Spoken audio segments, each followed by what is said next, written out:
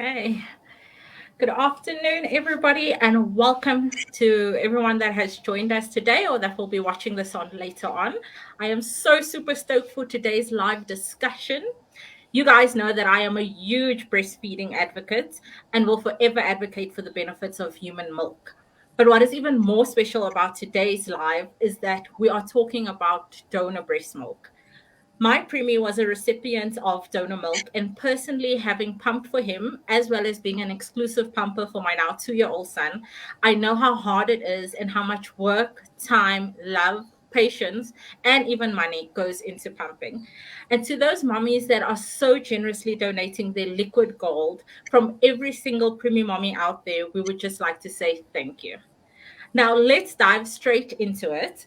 Our guest today is registered dietitian and clinical manager, as well as lactation consultant of Milk Matters Milk Bank, Karine Joubert. Welcome, Karine.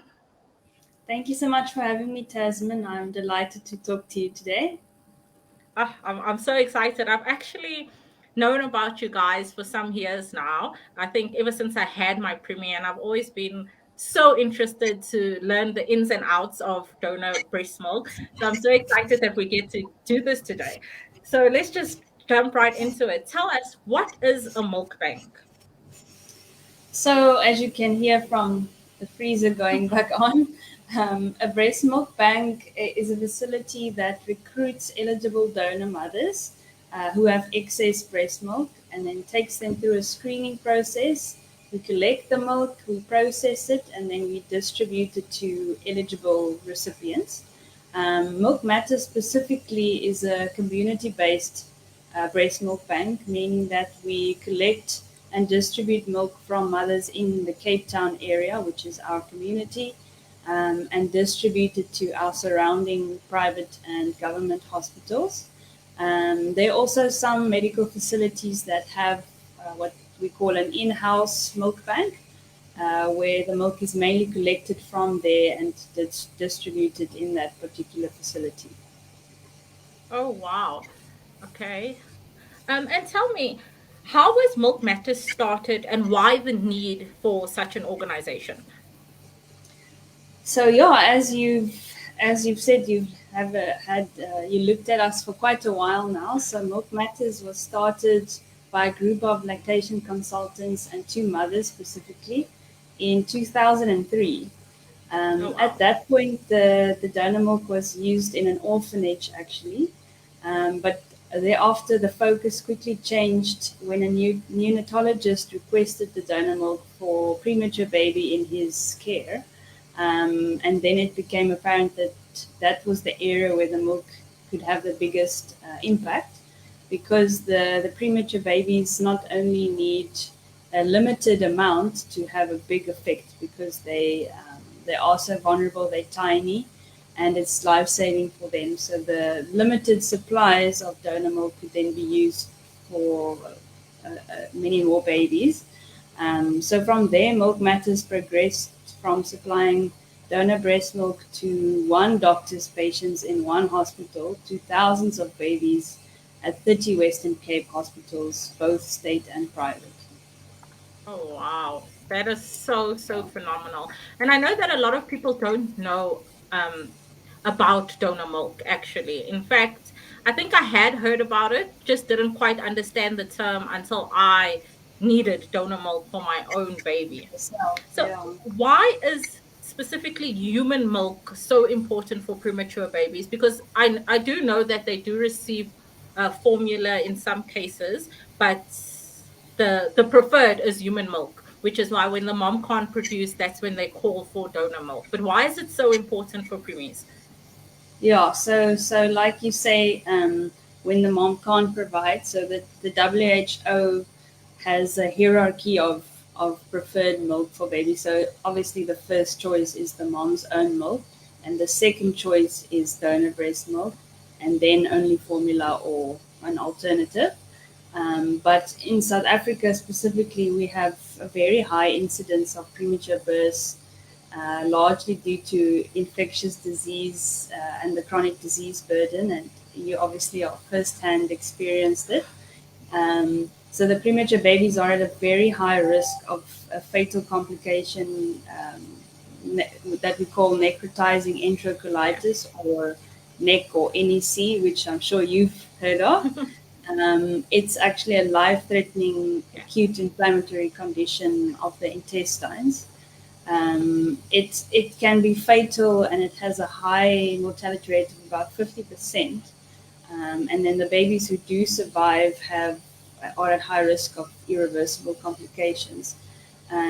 If the preterm babies receive formula, they have a 6 to 10 times higher risk of developing NEC compared to when they're exclusively breast milk fed. So that alone can tell you a lot about why it's so important for the premature babies. So the donor breast milk basically enables them to be exclusively breast milk fed for the first critical few days of their lives or weeks, when the mom's own milk is not enough or not available. Wow, sure. Yeah, I've heard so much about NEC, and I've actually had one or two of our own preemies in our preemie support group who have suffered from NEC. And yeah, that's why I advocate so strongly for breastfeeding. So tell us, what qualifies a recipient for donor milk? So there are basically two things that we look at. So the babies are obviously in a neonatal intensive care unit, as I've mentioned. So for us, they're in units in the Western Cape, which we can't really transport further than that. And then the criteria for the baby specifically is they need to be premature. So it's normally less than 36 weeks gestation. And then they're under 1.5 kgs, which sounds small.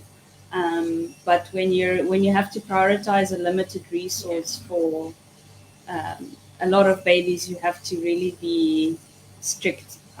It's not the word I want to use, but you know what I mean. Yes. So they're premature, they a low birth weight, and then they could also be ill. So a baby, for instance, who might be of a bigger weight but has had an intestinal complication like NEC and now has had surgery and needs to recover, that also would qualify the baby. And then we look at the mother on the other side. So the mother is too ill to provide her own milk in a lot of cases, which we saw during the pandemic specifically. Um, the mom and baby could be separated, so the baby is transferred to a very specialized facility, and the mom is far away, so she can't supply all the milk. That would qualify. Breast surgery or things like contraindicated medications would also make the baby eligible to receive donor milk. So we're not too many people's favorite with our criteria, but I always try and explain why it's there. It is, like I said, because we do need to prioritize. We don't want to end up not being able to supply milk to a baby who is very, very small and very vulnerable. And it also helps us to encourage the mom to breastfeed or to supply milk to her baby. So if we just give willy-nilly to every baby admitted in the ICU, the moms would not be encouraged to keep expressing, like I'm sure you have, and increase their supply to go off in the end and then breastfeed their own baby. So that's why we have to have criteria in place. I absolutely understand that. And explain the process to us of becoming a donor. So if I wanted to, like I exclusively pump, if I wanted to donate my excess breast milk, how would we go about doing that? Yeah, so if you're a healthy lactating woman in the Western Cape area, you can become a breast milk donor for Milk Matters. So you can either decide to express a certain amount every day to become an ongoing donor, or you can just donate a once-off stash of milk that your baby no longer needs. We saw that also quite a lot during the pandemic, where just as an example, where moms didn't end up going back to work. They worked from home, so the baby kept breastfeeding, but they had a stash prepared for going back to work. So then they ended up donating a once-off stash. But we do always try to encourage our donors to prioritize their milk for their own baby. So we don't want to displace their own baby's milk. So only when they have excess or they have time to express in excess can they donate. So we also don't require a set volume of milk from a donor.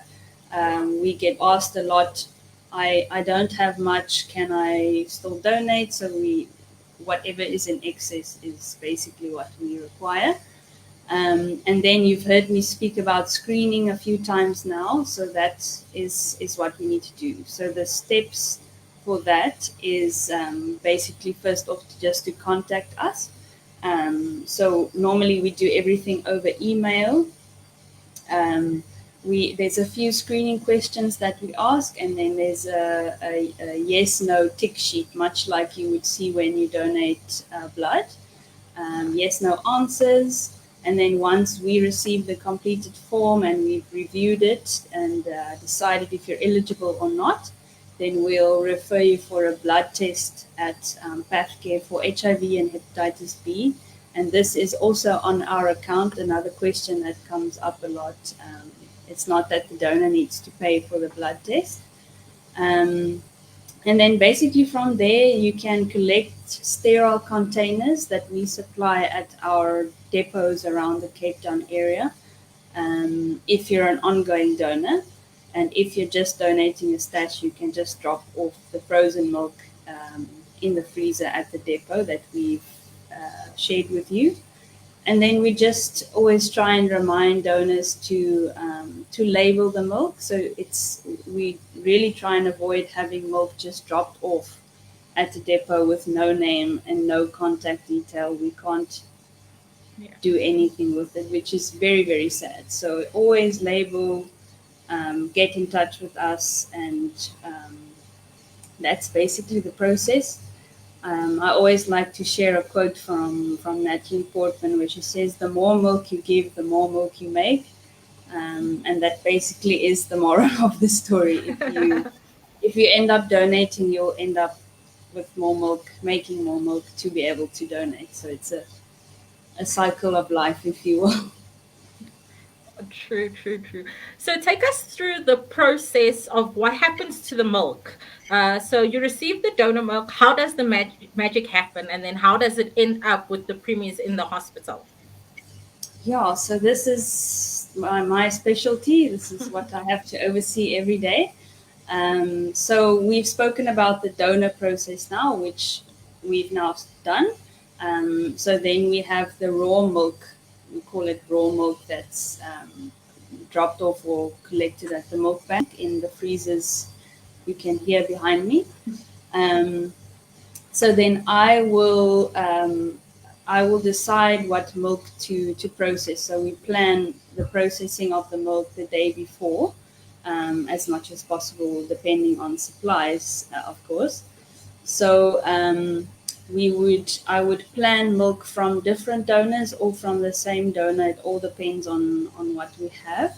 But the main idea is to fill up the pasteurizer, which can take a certain volume, and also to use the milk that is oldest first. So we avoid having milk expire. So just to mention that we can accept milk that has been frozen in a front opening freezer, like with your fridge, for up to 3 months, and in a chest freezer it's up to 6 months. So we try and screen and process the milk all in that time. So once I've planned the milk, we set it out in the fridge to thaw overnight. So it's all done in monitored temperatures. And then the following day, the milk is taken to a sterile unit on the premises. So we make use of Mowbray Maternity Hospital's sterile unit. And that's where a lot of the magic happens, where we're all suited up for sterile purposes, and then we decant the thawed milk. So we would pool milk from a donor, from a single donor together. So what that does is it helps to distribute the nutrients from a donor who donated a lot of separate bottles in a whole day. We pull it together so that the nutrients are distributed equally. And then we do not mix milk from different donors together, if that makes sense. So we need to be able to trace the milk from when the baby gets it back all the way to the single donor's screening form, blood tests, and all of that. So it's one donor that's pulled together, and then we'll decant that into specified volumes into our containers that go into the pasteurizer. So we get it raw, we pull it together, and we put it back into our sterile containers in set volumes. And then we seal all of the milk, we label all of the milk, and then it's all pasteurized in a machine we have here. It's called a Holder pasteurizer, so it's just not that you would not the same as you would do at home if you want to pasteurize your milk or someone else's milk. It's a machine that pasteurizes the milk at 62.5 degrees for 30 minutes, and then it rapidly cools it down to below 4 degrees. And then from there, we put it back in the freezer so it's kept frozen until it's needed. And then we send a small sample of that milk to a laboratory for microbiological testing. And that is to determine if there's any bacterial overgrowth in the milk, which is rare. And then once we have the results, we've done all the quality checks, the safety parameters are met, then we declare the milk as being safe for distribution. So again, donor milk being safe, that is the whole idea behind why all of the nitty-gritty is done. So then we have the milk available for distribution in the freezers. And from there, we receive orders on a daily basis from the neonatal unit. We record any changes in the baby's weight, any updates on the mom's own milk volume that is used for the baby, so per 24-hour period, and then we supply the remainder. So however many days we're able to supply, we try and keep only a few days at a time so that we don't end up giving all the milk out and we don't have anything left. So the whole reason we ask so many questions as well when we receive orders is to avoid wasting milk. So we would calculate by the mill how much they would use per 24-hour period, because once the milk is thawed again after being pasteurized, they can only use it for 24 hours. So if we give them too much in our set volume, they would end up wasting it. Yeah. So we are very specific in all our questions, which we're not always a favorite for, but at least you can understand why. Absolutely. Yeah, and then once we've processed the orders, packet per hospital, then the drivers will come to us to collect it from all the hospitals. It's all transported frozen, so they would come with a cool box, put the frozen milk in, put ice packs on top, and then the hospital has to receive it frozen and only to thaw once it's ready for the baby. So that's the whole short and long of it. How long is that period of time? This is one day, basically. 1 day. Oh, wow. Yeah, so I will plan the milk the day before and put it out to thaw, but the rest happens in 1 day. Oh, wow. Wow. Yeah. And why the need to pasteurize, if I may ask? Because I know when we are expressing to give our babies, they're not pasteurizing that milk. Yeah, so the pasteurizing, that's a good question. It is done to kill any harmful bacteria or viruses. So yes, it does impact the good bacteria that the babies also need. But we need to keep it safe within a certain amount. So they would only if the milk is over a certain amount of copies of bacteria, then it's considered not safe. It's a lot of bacteria, so it's not a minor amount. And then obviously any viruses. But the donors are screened for, like I said, HIV and hepatitis B. Other things that would exclude them from donating is like syphilis and TB and all of those things. So not that the donors have viruses necessarily. It's a safety precaution to make sure we're not transmitting any of those. It is a bodily fluid, so it is even if it's breast milk, we do need to do that. That's why the mom's own milk is definitely the best for the baby, because it contains good bacteria. The nutrients are all intact from the mom, which we do limit a bit or break down a bit when we pasteurize. But the main goal is the safety thereof. So we have to do that, unfortunately. Yeah, absolutely. It's kind of like with donating blood as well. They check the blood for all that stuff as well. So totally. I mean, we want the preemies to get the safest milk possible. I mean, they're already fighting so hard as it is. So we wouldn't want to add to their struggle as is. So I totally understand that. So you guys currently have a campaign running, which is an annual campaign, because I've seen it over the years and always been a bit too scared to join in. But your campaign that you've got running is called Dresses for Lives. So tell us, what is that about? Yeah, so it is Dresses for Lives is a sort of a fun way to get our supporters to do something meaningful to help our cause, but also making it fun, we hope, at the same time. So it's more of making it accessible to everyone instead of just to having a woman who can lactate who can donate to us or funds. So there is a bit of history to it, which was before my time.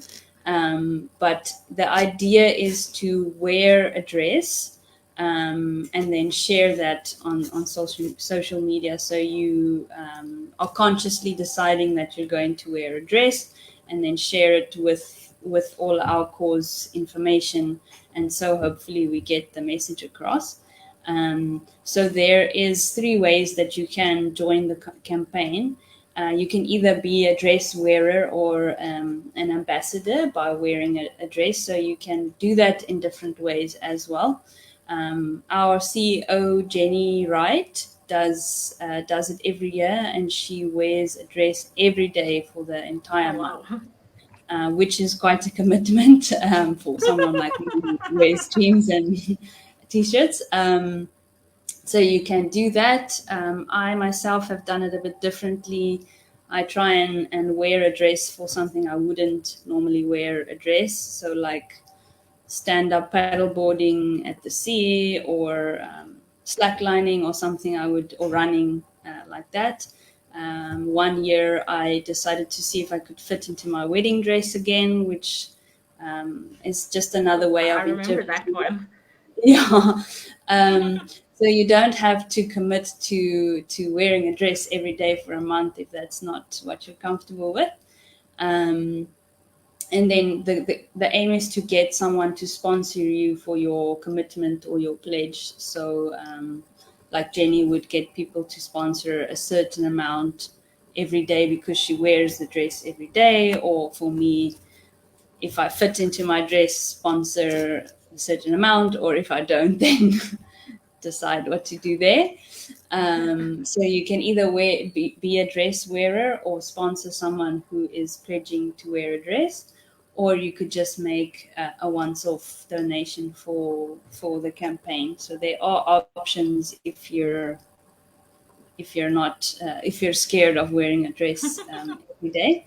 And yeah, it's just to share it. So fortunately, social media has been helpful in this idea to share our information. So if you have a look on our social media pages, you will see a lot of our supporters, some of the dress wearers. You'll see Jenny's photos. And also some people that have dressed their babies in a dress also doing it that way. So there are options. And then, yeah, it's to raise funds for our daily processes. So as you could hear from my explanation, from everything that has to happen for the milk to be safe, there are quite a lot of processing fees involved. So it's basically just trying to give a bit of an influx of funds for the processing of the milk. Yeah. I was just gonna say it sounds like a costly exercise for you guys. So yeah, so how can the community support apart from this campaign, which happens every year in March, throughout the year? How can we go about supporting Milk Matters? Yeah, so what you're doing now is definitely supporting us in a big way. So we do need the public to talk about donating breast milk a lot more. Like you said, you didn't know about it. I didn't know about it for many years, and I studied in feeding. So just sharing the word could reach your neighbor who is a breastfeeding mom, and she could realize she can donate the milk. So um, the other neighbor or someone at your workplace could have a stockpile in her freezer and it might be coming to expiry. Just talking about it could prevent it from not being used for the premature babies. So awareness is a very, very big deal to us. So if you follow our social media pages, we always try and share our calls to action to get donors when we are short on supplies. Yeah. So just sharing that helps a lot. Um, and then, yeah, monetary donations is also a valuable contribution to us. It might not be the milk itself, but the milk needs to be in a container, and the container costs Cost money. money. So it all does count and add up. So monetary donations. And then, yeah, if you're a breastfeeding woman, please do consider to donate. Like I said, it doesn't have to be liters and liters of milk, whatever is in excess. Please do consider donating. That is so awesome. I actually also wanted to say, because I did realize that you are excluded from being a donor if you are taking prescription medication to increase milk supply. Yeah. Y- So some of them are contraindicated. So we take it case by case. We can't okay. blanket cover and say that all this medication is not safe. That's why we do need to screen every single donor and compare it to our safety policies, just to sort of explain this is an area that there is not a lot of research about. Drug transfer in milk and the effect on premature babies is quite an ethical thing to research. So there isn't a lot of research. So we do need to steer on the safe side when it comes to Absolutely. medication, rather than assuming it would be fine because we're providing a safe product to a very vulnerable recipient, and we do need to be safe. So that is something that we do look at when it comes to that. Yeah. Awesome. Thank you so much, Karine. I have learned so much more. Like I said, I'm always amazed at what the human body can do. Honestly, us women, we're something else. And when I see Woman. benefits, the benefits of breast milk, I mean, I think when you see the actual physical benefits, like when I saw how much my preemie grew just from receiving breast milk, I was in awe of it. So I'll forever advocate for that. If you are Great. thinking of becoming a donor, please reach out to Milk Matters. We will put their social media handles on our page after this, as well as the website address. You guys can get in direct contact with them, or if you have any questions for them, please feel free to ask. And then, yeah, head over to their pages and like their pages so that you guys can keep up to date with what it is that they are doing. There are times I have seen the posts where their supplies are very low. So yeah, we could always reach more people by sharing it again. And I just want to say a big thank you once again to all the mummies that are donating their liquid gold. As a recipient of donor milk, there are just not enough thank yous in the world to say to you, but thank you for doing that and giving our babies the gift of life. Karine, it has been a pleasure. Thank you so much for joining me today, and I hope we can do one of these another time again. I think it's always Definitely. important to raise awareness around breast milk. Thank you so much for your platform and for inviting me. Absolutely. Thank you, everybody, for joining us, and have a wonderful rest of your day.